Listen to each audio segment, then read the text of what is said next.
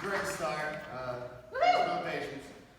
This is part of a piece I've been working on for 4 or 5 years now, and I think it relates to the topic tonight. Also, it's the first time me memorizing a piece, so let's see how it goes. Silence can help. I don't feel like opening up, so I make up a story.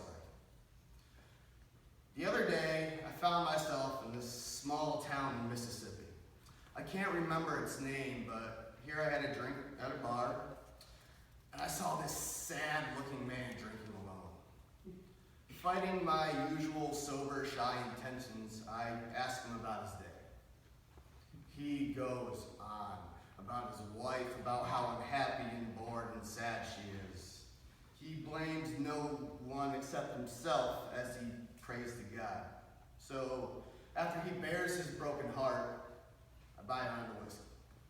Before I put my glass down, his was emptying himself out the door.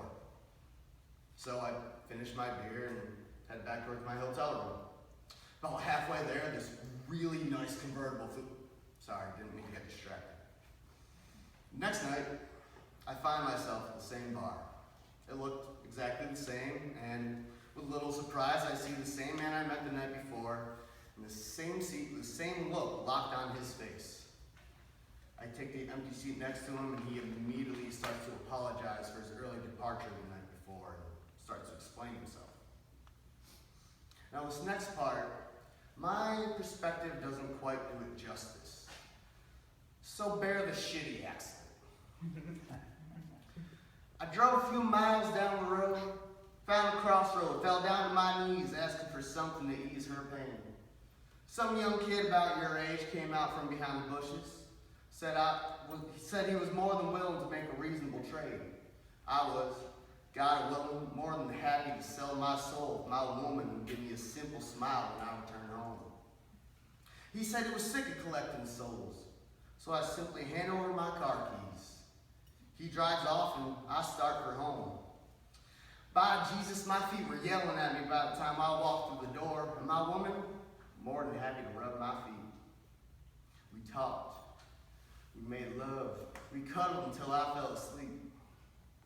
Next morning, I woke up well-rested and happier than an 8-year-old on Christmas Day. Turned over to hold my lovely wife, and no one was there. So distraught, I jump out of bed. I see the closet door open and all her pretty clothes packed away. On the kitchen counter was some eggs and bacon on a silver plate next to a note explaining why she left, which I believe is a lie. So I ate up and I started for here. I don't know what to say. Don't say anything. Ask for some whiskey from this young buck bartender. I've actually been called a young buck bartender before. It's a weird fucking feeling. So I ordered a couple shots again, but he stayed. Maybe because he had nowhere to go.